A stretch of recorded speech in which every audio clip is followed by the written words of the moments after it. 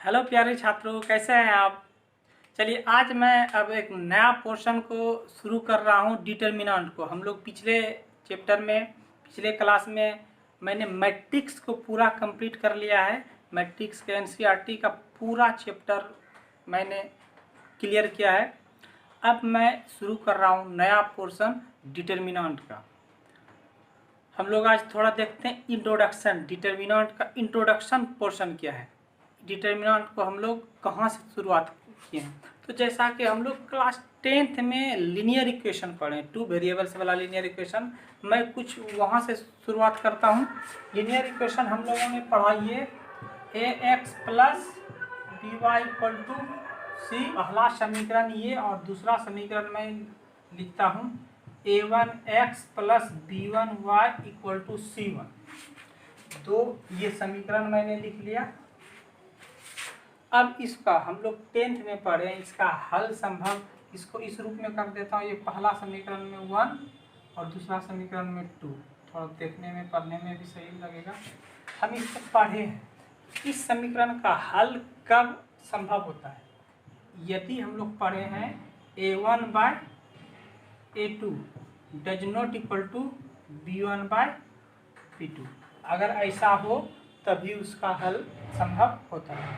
इसी को अगर मैं थोड़ा आगे सोल्व करता हूँ, a1 b2 does not equal to a2 b1, इसको एक साइड लाता हूँ, a1 b2 minus a2 b1 does not equal to 0। ये अगर 0 के बराबर नहीं हो तब ये इसका हल संभव होता है, एक अद्वितीय है। तो इसी को मैं एक अलग फॉर्म में इसको लिख रहा हूँ, a1 b1 a2 b2, इसको इस रूप में। इसका मीनिंग ये हुआ कि ये दोनों आपस में a1 b1 गुना माइनस का चिन्ह a2 और b1 गुना डज नॉट इक्वल टू 0। तो यही पोर्शन जो मेरा है यही कहलाता है डिटर्मिनेंट ऑफ मैट्रिक्स। यही है डिटर्मिनेंट ऑफ मैट्रिक्स, यहाँ नहीं दिख रहा है, determinant of matrix A, determinant of matrix A. तो ये ए है क्या, ये ए हम लोग को जब पता है कि ये ए है, हम इसको मैट्रिक्स फॉर्म में लिखते हैं a1 b1 a2 b2।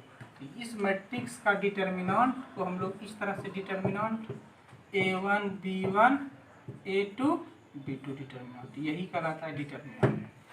तो बेसिक डिटर्मिनेंट का ये हुआ। अब मैं ये सीख लूँ कि डिटर्मिनेंट आखिर में है क्या। तो हम लोग प्रत्येक स्क्वायर मैट्रिक्स से एक संख्यात्मक मान हमको प्राप्त होता है, जिसको हम लोग डिटर्मिनेंट बोलते हैं। कोई भी स्क्वायर मैट्रिक्स हो उससे हम लोग संख्यात्मक मान प्राप्त करेंगे, वही कहलाएगा डिटर्मिनेंट। तो अब मैं कुछ इसमें एक दो एग्जांपल करके देखता हूँ। जैसे मैं एक डिटर्मिनेंट मैट्रिक्स लेता हूँ, a बराबर 2 5 4 1, ये मैट्रिक्स। अब इसका हम लोग को निकालना है डिटर्मिनेंट ऑफ ए के डिटर्मिनेंट को इस रूप में सूचित करते हैं, ये कहा जाता है डिटर्मिनेंट ऑफ ए। तो ये लिखा जाएगा 2 5 4 1 डिटर्मिनेंट। अब मैं इसको हल करता 2 × 1, 2 माइनस 5 गुना 4 20 माइनस 18।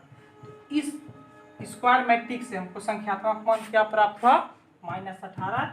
यही हुआ इस मैट्रिक्स ए का डिटर्मिनेंट। 2 ऑर्डर वाला बिल्कुल आसान होता है, कोई भी 2 ऑर्डर वाला हम लोग इसी तरह से निकाल सकते हैं। एक और एग्जांपल में देख लूँ, मैट्रिक्स में लिखता हूँ यहाँ b बराबर 5 0 6 7। ये डिटर्मिनेंट, अगर मैं इसका मैट्रिक्स निकाल लूँ, मैट्रिक्स ऑफ इस मैट्रिक्स का मैं डिटर्मिनेंट निकाल लूँ, determinant of matrix b equal to, तो ये 5 0 6 7 को मैं डिटर्मिनेंट के रूप में लिखूंगा, और इसका निकालने का बिल्कुल तरीका इन दोनों का आपस में गुणा कर दें। 5 गुना 7 35 माइनस 6 गुना 0, ये क्या 35। ये 2 ऑर्डर वाले के लिए, अभी हमने जो निकाला ये सिर्फ 2 ऑर्डर वाले के लिए। अब मैं टू ऑर्डर वाला कोई भी इस तरीका से हो, अब एक्सरसाइज आप देखोगे, एक्सरसाइज एनसीईआरटी के 4.1 में टू ऑर्डर वाला बहुत सारा है डिटरमिनेंट, उसका हम निकाल लेंगे। अब थ्री ऑर्डर वाला किस तरीका से निकालते हैं थोड़ा ये देख लेता हूँ। अगर मेरा थ्री ऑर्डर वाला कोई डिटरमिनेंट, ये मैट्रिक्स ये है, थ्री ऑर्डर वाला मैट्रिक्स हम लोग का, सपोज 2 3 4 1 0 2 3 8 5, ये थ्री ऑर्डर वाला 3x3 ऑर्डर है, इसमें 3 रो 3 कॉलम। इस मैट्रिक्स का हम लोग को डिटरमिनेंट निकालना है। इसका डिटरमिनेंट हम लोग कैसे निकालते हैं, बिल्कुल आसान है।